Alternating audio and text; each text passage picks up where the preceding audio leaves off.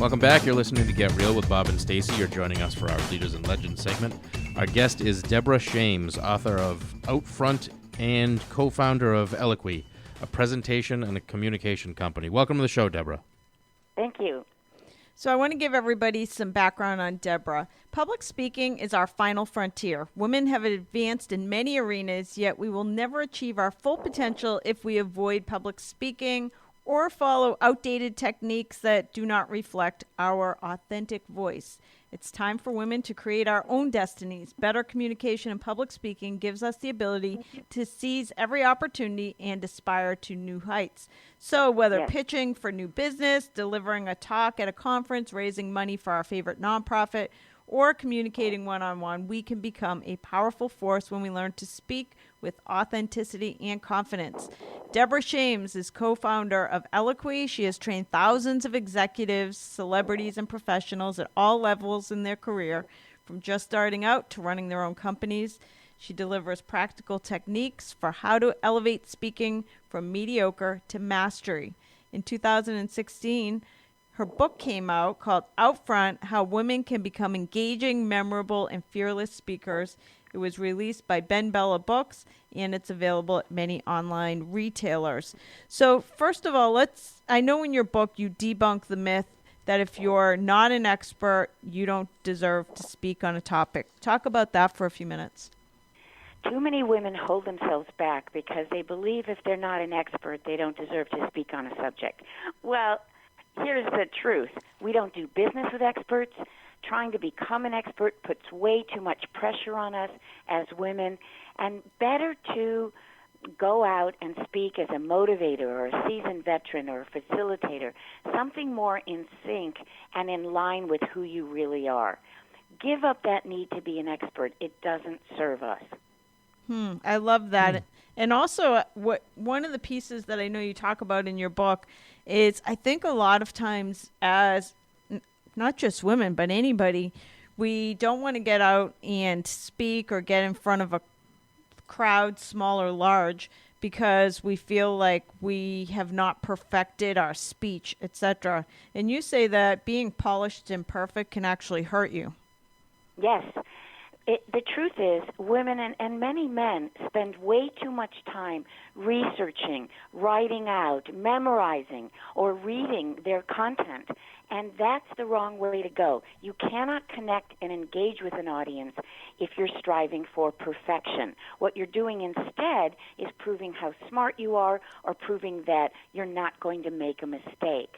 It's much better to have a conversational tone, work off an outline, make eye contact, and engage an audience. It'll not only save you a lot of prep time, but you'll get higher evaluations, you'll achieve your intention much more readily, and so we all have to give up that need for perfection. I love that. Period.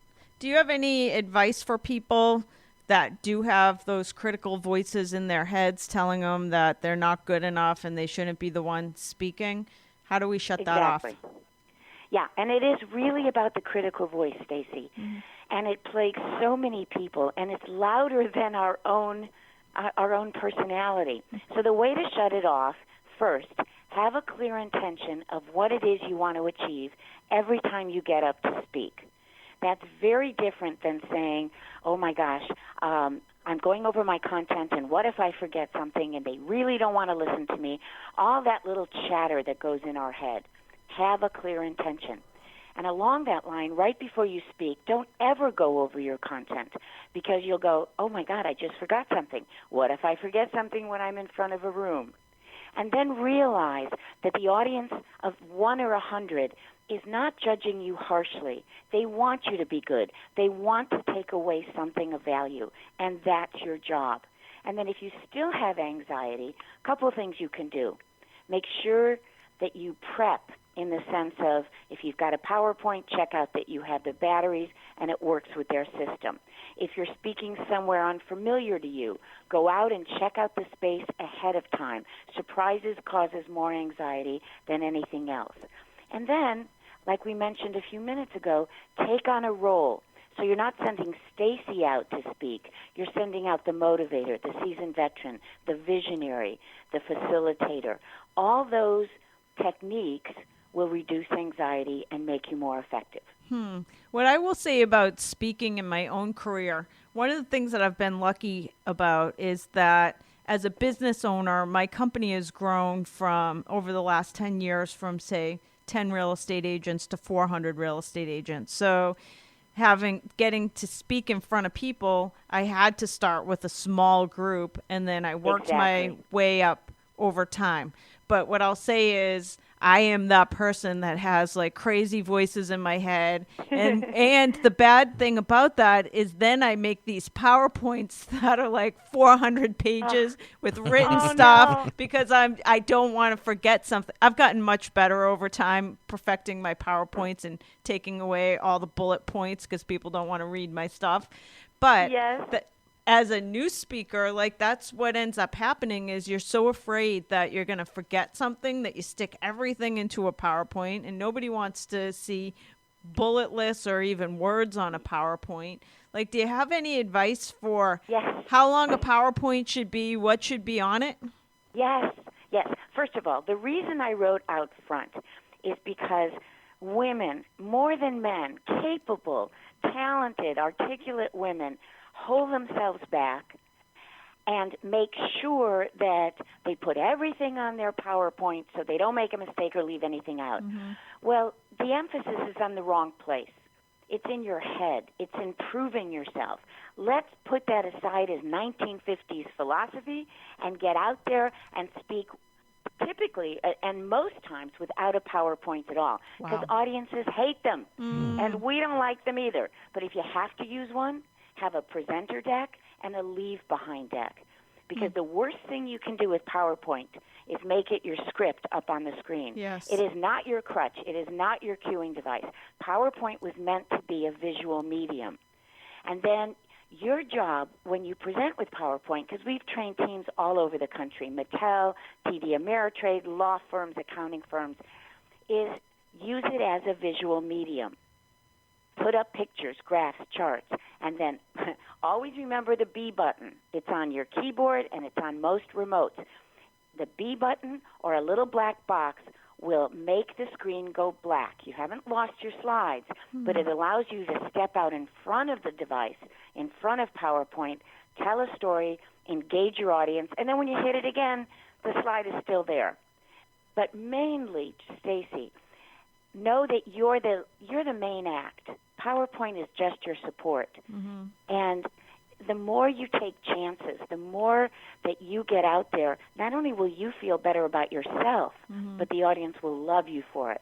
Yes. And when you have young daughters, nieces, even younger associates in your life, start them out in low ante environments, just what you said. Have them give a toast or introduce a colleague or someplace where the anxiety and stress is not so great. And the other way is to put them into acting for the young folks, the teenagers, even kids under 12. Put them in an acting, an improv, or a debate class where they're forced to think on their feet. Start them young, and it'll be much easier when they get to our level of being professionals. I love all of this. Excellent advice. Just as in my own life as a business owner and speaker, I've definitely cut down. My PowerPoints are no longer 150 slides, but there's still 20 or 25 slides, and I would love to eventually get to a point where I just have the confidence to get in front of a group. So when you're coaching somebody and they want to get away from a PowerPoint, and let's just say they have to go out and do a 1-hour talk to their group of people. Like, first of all, how do you help them, or how should they organize it? How much of it should be stories? How much should they rehearse it in advance in order to deliver? Okay, let me take one at a time. Yes. First of all, don't start with the PowerPoint, following the wizard and constructing your slides. It's a recipe for disaster. Yeah. Second, always start with what your intention is. What do you want to achieve? Is it to prove that your services are critical to their success? Is it so that they see you as a partner? Determine your intention first before you do anything. Then decide what role to take on. So when you have intention and role, and it's always based on the audience, meaning it changes whenever you speak, then you can start thinking about the rest of the presentation. Next is your open. How do you grab their attention right away? How do you set the tone and the stage for everything that comes next? And then divide your content into no more than 3 buckets, 3 talking points. It's all that a human being can absorb, and we're not proving how smart we are or how much we can throw the kitchen sink at them.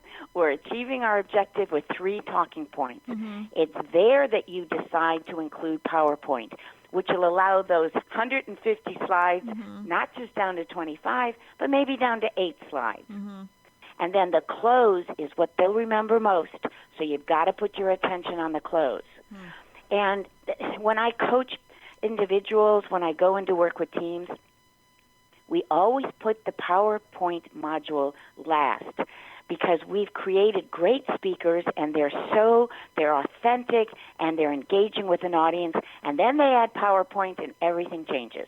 It's as if aliens have inhabited their body. So that's why we include it last. And so many companies, from Steve Jobs at Apple when he was alive to GM, they don't even allow vendors to use PowerPoint. And we teach pitch skills, because if you want to land more clients, if you want to be seen as a thought leader in your industry, the idea is it's you that they're connecting and buying from. So I could talk a lot more. Stories are great. How many, I can't tell you. But I will tell you that stories are the silver bullet, and you can put them in the beginning, middle, or end of your presentation. You can use it as a way to introduce yourself at a networking meeting. Stories are just the best. They have to be structured, and we have a template for that too. But when you tell stories, people don't argue with you, and they're persuaded by you. They're your experience. And one last thing. We make decisions with our right brain first. Shared emotions, value system, whole idea, synthesis. Then, as humans, we back it up with left brain, statistical analysis. Most people, when they come to see us, are relying way too heavily on their left brain. It's why they want to get everything right. It's why they want to parse out the numbers and give us facts and figures. Reverse it. Start with the whole idea, your right brain, then back it up with evidence. You're well on your way. I love this, only because I know I speak a lot for my own company, and I go to a lot of events, and I watch speakers, and I'll say for me, my favorite speakers always have no PowerPoint. Stories. Yeah, they just get out there and they start talking. They have relevant content where they tie stories to whatever their pitch is, and it's always engaging. Like, you're not and leaving. It's memorable. Yeah, absolutely. So as far as your business goes, first of all, for anybody just tuning in, we have Deborah Shames. She wrote the book Out Front: How Women Can Become Engaging, Memorable, and Fearless Speakers. But you also have a business for coaching people to become better speakers. So can you do that across the country, across the world? How do you help people remotely? Yes, and we have 6 other trainers that Eloquy does, and we travel to our clients' locations all over the country. Realogy, One America, Mattel, TD Ameritrade, law firms, accounting firms, and we never work with more than 10 people in a group. And we always send out 2 trainers, male and female, because the idea is you can't follow a template or a script to become a great speaker. It has to be tailored to you. So we cover all the elements I talked about: intention and role and storytelling and engagement techniques and how to rehearse, which you always need to do, by the way. Never wing it.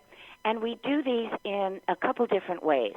We have corporate trainings, a 3-part training called Own the Room, and it's always tailored to the company. We also give 2-day immersion workshops in Santa Fe, where we bring together a diverse group of executives from all over the country. I love these workshops. It's in the finest hotel. We feed you. We bring together local chefs. We bring in speakers. So we also have those immersion workshops. And then we have 25 people right now, individuals like you, executives, who want us to coach them and train them for their particular outcomes. Right. Now, if you were in LA or Orange County, we also give public workshops. And the idea is you've spent years becoming really good at what you do in business. Why do you think overnight you can become a great speaker? Right. It takes tools and skills, and it doesn't take as long as it took you to become good at what you do, but you have to put your attention on it. And at eloquy.biz, that website, at outfront.biz, we list our calendar, our events. But know that anybody can pick up the phone and call me, and I'll work through it with them, and I'll tell them what their options are.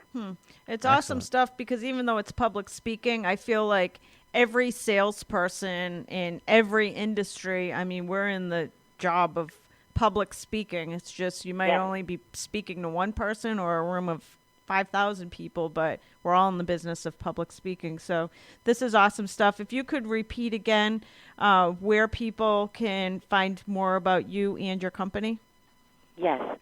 And by the way, if you head up a nonprofit, if you want to be seen as a thought leader or a TED speaker, these are all, you're right, it's not just business folks or sales teams that need to speak. So you can go to our website, Eloquy, ELOQUI.biz, B-I-Z.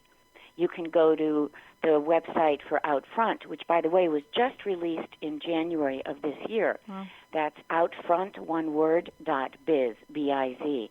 And that will give you a schedule of events. It'll give you our blog. You can sign up for the Eloquy Tip of the Week, which has been coming out every Sunday morning for 13 years. My partner David and I write a speaker tip, quote, and word, and we have over 4,000 followers on it. Those are the different ways to reach us. Thank you so much. That is Deborah Shames, author of Outfront, How Women Can Become Engaging, Memorable, and Fearless Speakers. Thanks for joining us. Thank you, Deborah. Thank you. That's all for this edition of Get Real. Tune in again next weekend for more.